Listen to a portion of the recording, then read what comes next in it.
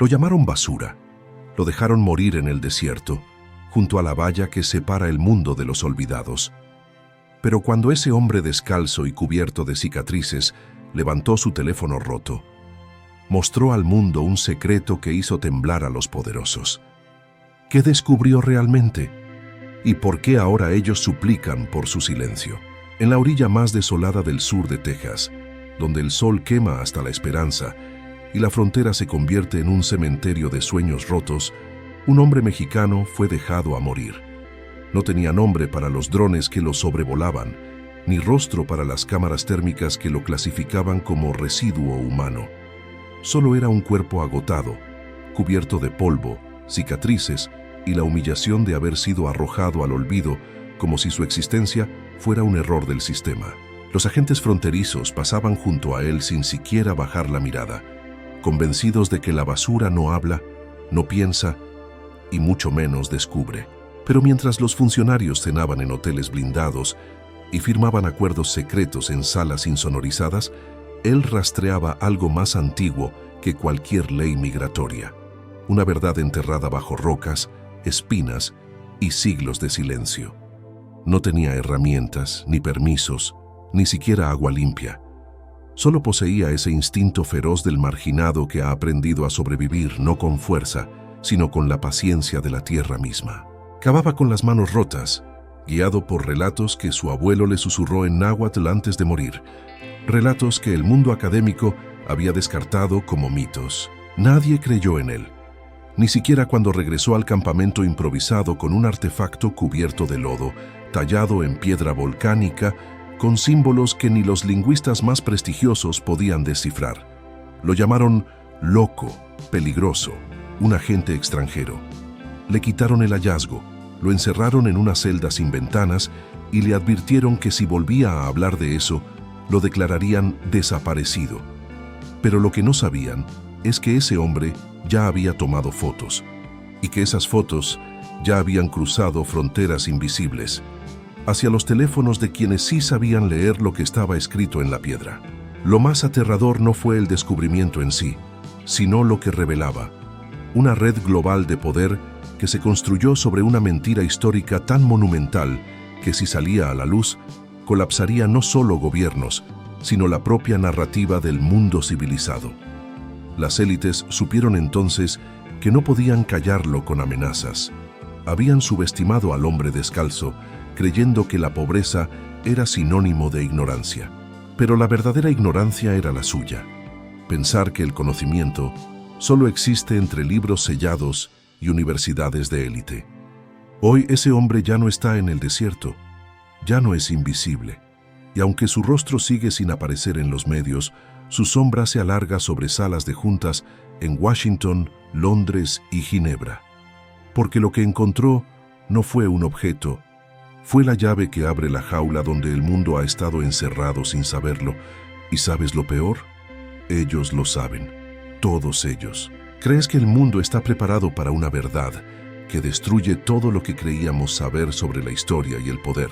Durante semanas, el mexicano había estado observando un patrón en las tormentas de arena que azotaban la zona limítrofe entre Nuevo México y Chihuahua. No era casualidad. Cada vez que el viento soplaba desde el noreste, arrastraba consigo no solo polvo, sino fragmentos de cerámica negra con inscripciones que parecían mezclar glifos olmecas con símbolos desconocidos, incluso para los más viejos curanderos de la sierra. Él no tenía formación arqueológica, pero sí tenía memoria ancestral, esa que se transmite en susurros alrededor del fogón y en los cantos de las parteras. Sabía que algo estaba enterrado allí, algo que no debía permanecer oculto. Cada noche, mientras los vigilantes dormían o se distraían con sus pantallas, él salía a caminar con una linterna hecha de baterías recicladas y una cuerda trenzada con hilos de sacos de arroz. No era un acto de rebeldía, sino de reparación. Su abuelo le había contado que antes de las fronteras, antes de las naciones, existía una red de sabios que comunicaban continentes a través de señales cósmicas y piedras parlantes. A esta red la llamaban Tlalocan, no como el inframundo de la lluvia, sino como un sistema de conocimiento oculto que unía a los pueblos originarios con otros más allá del mar. Nadie en su aldea lo tomaba en serio, hasta que el viejo murió abrazando una piedra negra que nadie más podía tocar sin sentir vértigo. El joven heredó esa piedra, y con ella, la responsabilidad de encontrar su origen. Fue esa carga la que lo condujo al desierto, más allá del miedo, más allá del hambre. Una madrugada, tras una tormenta particularmente violenta, encontró una grieta en el suelo que antes no estaba. No era producto del tiempo, sino de una fuerza interior, como si la tierra misma hubiera decidido hablarle. Bajó por ella con las manos sangrando, sin miedo al colapso o a las serpientes. Lo que halló abajo no era una tumba, ni un templo, sino una cámara geométrica tallada en obsidiana negra, con paredes que vibraban con un zumbido tan bajo que solo lo percibía el pecho, no los oídos. En el centro reposaba un objeto del tamaño de un cráneo humano, cubierto de inscripciones que parecían moverse bajo la luz tenue. No era metal ni roca, era algo intermedio, algo vivo. Cuando lo tocó, una corriente eléctrica recorrió su cuerpo, pero no lo lastimó. Al contrario, fue como si cada célula recordara un idioma olvidado. Durante horas, estuvo en trance, viendo visiones de ciudades submarinas, mapas celestes invertidos y acuerdos firmados en sangre entre reyes que jamás aparecieron en los libros de historia. Lo más perturbador fue una imagen recurrente: hombres de traje oscuro, con insignias doradas, enterrando objetos idénticos en puntos estratégicos del planeta. Eran los mismos rostros que ahora gobernaban bancos, ministerios y laboratorios secretos. El mexicano entendió entonces que no había descubierto un tesoro, había encontrado el control remoto de la historia falsa. Regresó al campamento al amanecer, con el objeto escondido en su camisa hecha jirones. Esa misma tarde, tomó las primeras fotografías con un teléfono que un migrante abandonado le había dado días antes. No sabía que esas imágenes atravesarían el planeta en cuestión de horas. No sabía que ya lo estaban vigilando. Solo sabía que debía hablar. Y cuando abrió su boca, el mundo entero comenzó a temblar. Las primeras filtraciones ocurrieron en foros clandestinos de investigadores independientes, en servidores escondidos bajo nombres de dominio que cambiaban cada 48 horas. Nadie sabía quién las subía, pero todos reconocieron de inmediato que aquello no era una falsificación. Los glifos coincidían parcialmente con tablillas encontradas en la Dordogne francesa en 1924 y nunca publicadas, así como con grabados en cuevas del Sahara que los gobiernos africanos habían sellado tras la independencia. Los académicos más lúcidos entendieron al instante. Aquello probaba la existencia de una civilización global precolonial, con conocimientos astronómicos, energéticos y lingüísticos que superaban con creces a cualquier imperio moderno. Y lo más peligroso, esa civilización no se basaba en la jerarquía, sino en la reciprocidad con la Tierra. En menos de una semana, el teléfono del mexicano fue hackeado, o eso creyeron. En realidad, él permitió que lo rastrearan, porque ya había clonado las imágenes en una cadena de nodos descentralizados. Su estrategia no era huir, sino exponer. A través de contactos ocultos, un exagente de la CIA arrepentido, una científica rusa desaparecida del Instituto de Geofísica, un cura maya de Campeche que guardaba archivos prohibidos, las pruebas comenzaron a multiplicarse. No solo mostraban el objeto, sino mapas antiguos que coincidían con los actuales centros de poder. El Pentágono, el Banco de Inglaterra, incluso la sede del Vaticano, estaban construidos sobre puntos energéticos marcados en esas piedras. Los gobiernos reaccionaron con furia disfrazada de escepticismo. Medios controlados publicaron artículos ridículos llamando al hallazgo una farsa del narcotráfico para desestabilizar fronteras. Pero en privado, embajadas se movilizaron. Un equipo de operativos encubiertos fue enviado al desierto, no para rescatar al hombre, sino para borrarlo. Lo que no esperaban era encontrarlo ya rodeado por decenas de migrantes, indígenas y desertores del ejército que, al ver las imágenes, reconocieron en ellas los mismos símbolos de sus propias tradiciones. El campamento se convirtió en una fortaleza espiritual, invisible para los satélites, protegida por redes de solidaridad ancestral. Mientras tanto, el propio mexicano permanecía en silencio. Ya no hablaba con palabras, sino con gestos. Se comunicaba mediante dibujos en la arena, señales de humo y cantos que sincronizaban con las fases lunares. Los que lo rodeaban decían que ya no era un hombre, sino un conducto. Que cada noche, al tocar el objeto, recibía instrucciones de algo más antiguo que el tiempo. Lo más inquietante era que, según testigos, el clima en la zona comenzó a cambiar. Lluvias en pleno verano, flores silvestres brotando de la tierra árida, incluso aves extintas regresando al lugar. La naturaleza respondía a su presencia como si él fuera la llave de un equilibrio roto hace siglos. Las autoridades ya no intentaban capturarlo, ahora intentaban negociar. Ofrecieron amnistía, dinero, incluso ciudadanía, pero él no respondía. Solo una vez, frente a un dron que descendió demasiado, levantó el objeto al cielo y el aparato cayó inerte, sin explotar, sin chispa, como si le hubieran apagado el alma. Esa fue la primera señal clara. No era un descubrimiento arqueológico, era un arma. Y el hombre que lo portaba ya no pedía justicia, exigía responsabilidad. La violencia, en efecto, llegó, pero no como se esperaba. No hubo bombardeos ni asaltos frontales. El ataque fue silencioso, insidioso y mucho más letal. Desinformación, manipulación psicológica y una campaña global de descrédito orquestada desde despachos con vista al río Potomac. Lo pintaron como un fanático religioso, un terrorista ambiental, incluso como un extraterrestre. Medios internacionales difundieron videos falsos donde supuestamente mataba a migrantes o invocaba espíritus en rituales oscuros. Su imagen, ya deteriorada por el sol y la desnutrición, fue distorsionada hasta convertirse en una caricatura del bárbaro peligroso.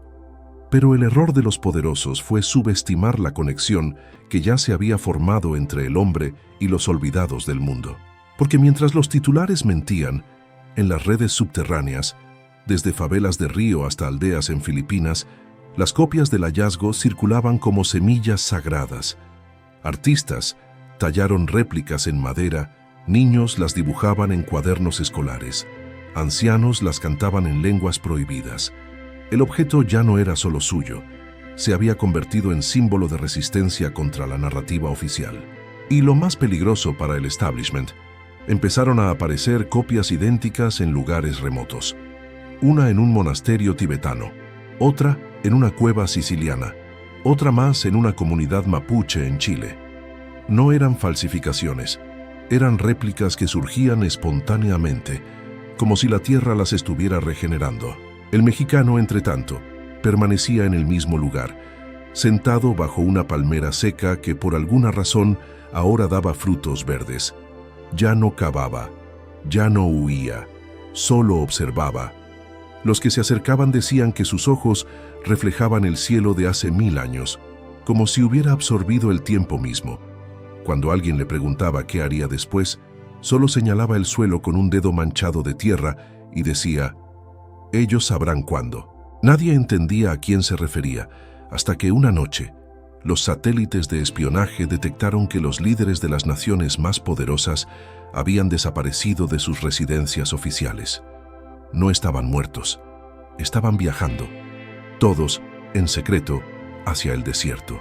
No llegaron con ejércitos, llegaron solos, sin escoltas, con las manos vacías y los rostros pálidos. El presidente de una potencia nuclear, el director del FMI, un cardenal del Vaticano, todos caminaron kilómetros bajo el sol abrasador hasta arrodillarse frente al hombre descalzo. No pidieron perdón, suplicaron instrucciones, porque algo había ocurrido en sus sueños, visiones idénticas, repetidas noche tras noche, donde sus imperios se derrumbaban no por guerra, sino por olvido. La humanidad los había borrado de la memoria colectiva, y sabían que si ese olvido se cumplía, su legado, y todo lo que construyeron sobre mentiras, desaparecería como si nunca hubiera existido. El mexicano no los hizo esperar. Al tercer día de su llegada, salió de su refugio de ramas y telas, tomó el objeto y lo colocó sobre una piedra plana. Luego pronunció una sola palabra en náhuatl antiguo: Nemilistli, vida, pero no en el sentido biológico, en el sentido cósmico, equilibrio, responsabilidad, armonía con lo que es. Y añadió, quien quiera vivir debe primero desaparecer. No era una amenaza, era una invitación. Y los poderosos, por primera vez en su historia, tuvieron miedo no de morir, sino de ser irrelevantes. La respuesta no fue inmediata, pero sí reveladora. Uno por uno, los líderes regresaron a sus países y desaparecieron. No en el sentido de ser asesinados o secuestrados, sino en el sentido más absoluto. Borraron sus cuentas bancarias, disolvieron sus corporaciones, renunciaron a sus títulos y se integraron al anonimato. El presidente, que una vez amenazó con lanzar misiles, ahora trabaja en un vivero comunitario en Oaxaca. El banquero que controlaba el oro mundial vive en una choza en el altiplano peruano, enseñando a niños a leer con libros hechos de hojas recicladas. Nadie los obligó. Ellos eligieron desaparecer, porque vieron lo que el mundo podría ser si el poder ya no se basara en la acumulación, sino en la entrega. Mientras tanto, el objeto que el mexicano encontró fue devuelto a la tierra. No en un museo ni en una bóveda, fue enterrado nuevamente, pero esta vez en un ritual colectivo que reunió a cientos de pueblos originarios, científicos rebeldes y desertores del sistema. La ceremonia duró 7 días y 7 noches, y durante ese tiempo, según testigos, el cielo cambió de color 3 veces. No hubo cámaras, no hubo registros oficiales. Solo existe un audio grabado en una cinta VHS por un joven zapoteco que dice: «Ya no necesitamos probar que existimos. La tierra nos recordó quiénes somos». El mundo exterior, el de las ciudades y los mercados, fingió que nada había ocurrido. Los medios siguieron hablando de elecciones, de inflación, de guerras regionales. Pero algo se había roto en el tejido del control. Las personas comenzaron a cuestionar no solo a sus líderes, sino a sus propios deseos. ¿Por qué acumular si el verdadero poder está en compartir? ¿Por qué dominar si la verdadera libertad está en escuchar?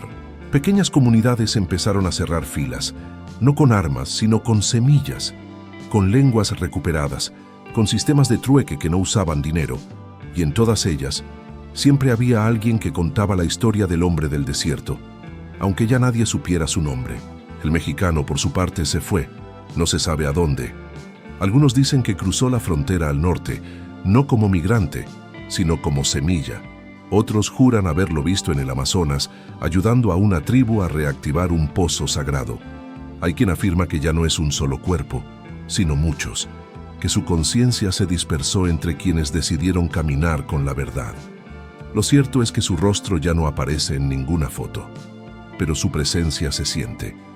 En los apagones que duran exactamente 13 minutos, en los sueños compartidos por extraños en distintos continentes, en el silencio que invade las salas de juntas cuando alguien dice: ¿y si todo lo que creemos es mentira? Lo más inquietante es que los gobiernos ya no lo buscan, no porque hayan perdido interés, sino porque saben que ya no importa. Él ya no es una amenaza, es un espejo, y frente a ese espejo todos tienen que elegir: seguir siendo basura para el sistema o convertirse en tierra fértil para lo que viene. Lo que pocos comprenden es que el verdadero descubrimiento no fue el objeto en sí, sino lo que activó en la conciencia colectiva. No se trató de un hallazgo arqueológico, sino de un despertar. El mexicano no encontró la verdad, la recordó, y al hacerlo, abrió una puerta que ya no puede cerrarse.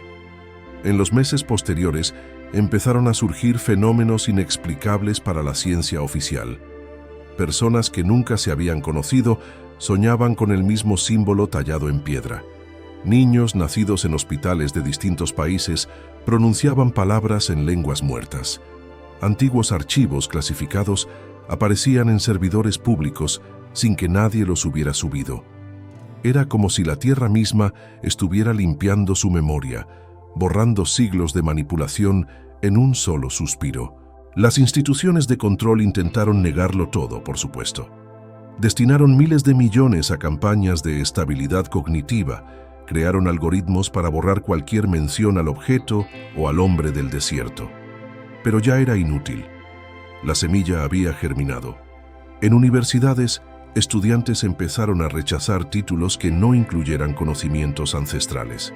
En laboratorios, científicos abandonaron ensayos clínicos para estudiar plantas medicinales con curanderos. Hasta en Wall Street, algunos ejecutivos comenzaron a donar sus fortunas a proyectos de reforestación comunitaria, sin explicación, como si obedecieran una llamada interna que no podían ignorar.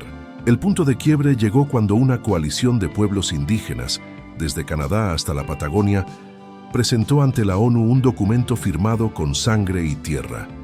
No pedían derechos, ni territorios, ni compensaciones.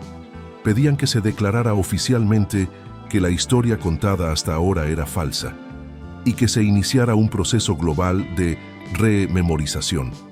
Al principio, se burlaron, pero cuando los satélites mostraron cómo, simultáneamente, cientos de sitios arqueológicos sellados por gobiernos empezaron a emitir señales de resonancia magnética idénticas a las del objeto encontrado en el desierto, el mundo académico se paralizó. No podían negar lo que sus propios instrumentos confirmaban. Entonces, algo inédito ocurrió. Las masas no exigieron justicia, exigieron responsabilidad. No querían castigar a los culpables, sino sanar el tejido roto. Y en ese giro, el sistema colapsó no por violencia, sino por irrelevancia. Las monedas perdieron valor no porque se devaluaron, sino porque la gente dejó de creer en ellas. Las fronteras se volvieron invisibles no porque se derribaran muros, sino porque nadie ya las reconocía como reales. El poder ya no estaba en los palacios, sino en las redes de intercambio entre comunidades que hablaban con la tierra, con las estrellas, con los ríos, y en todas esas redes siempre había un hombre descalzo, sin nombre, enseñando a escuchar.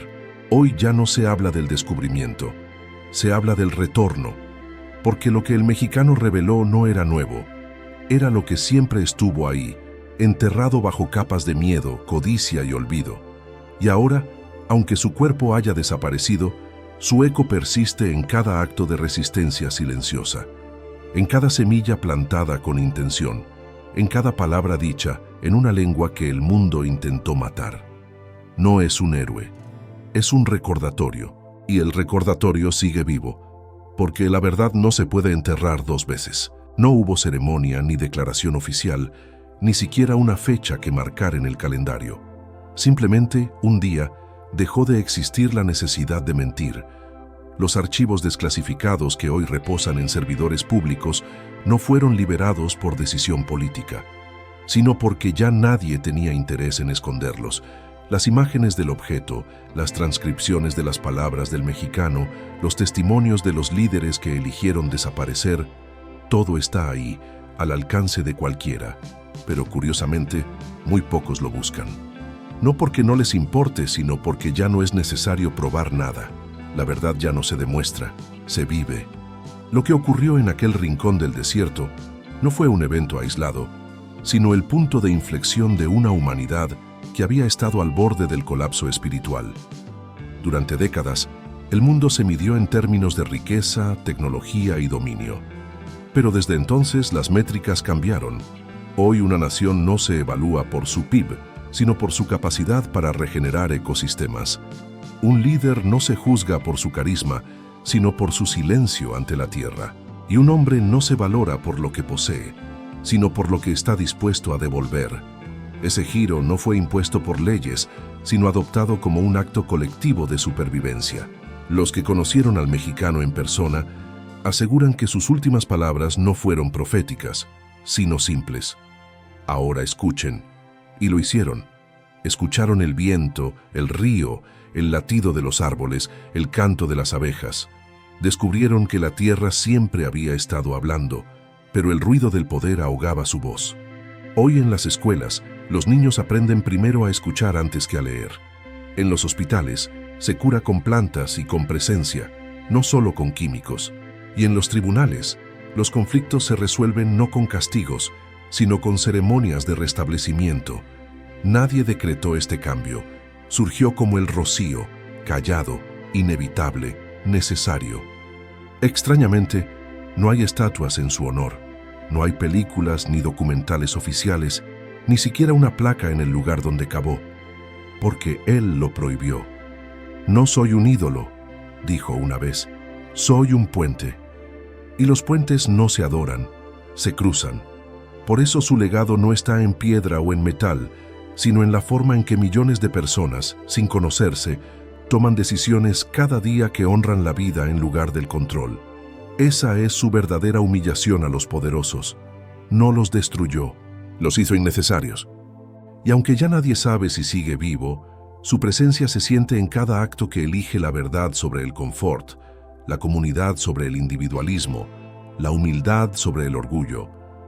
No fue un héroe, fue un espejo. Y en ese espejo, el mundo finalmente se vio como era, no una máquina de explotación, sino un organismo sagrado. Hoy ya no se pregunta, ¿qué descubrió? Se pregunta, ¿qué estamos dispuestos a recordar? Porque la verdadera historia nunca fue escrita, siempre fue escuchada. Si esta historia te conmovió, si sentiste que algo dentro de ti despertó, entonces no estás solo. Dale like, porque cada clic es una semilla. Sigue el canal, porque aquí no contamos historias. Revelamos verdades que el mundo intentó enterrar.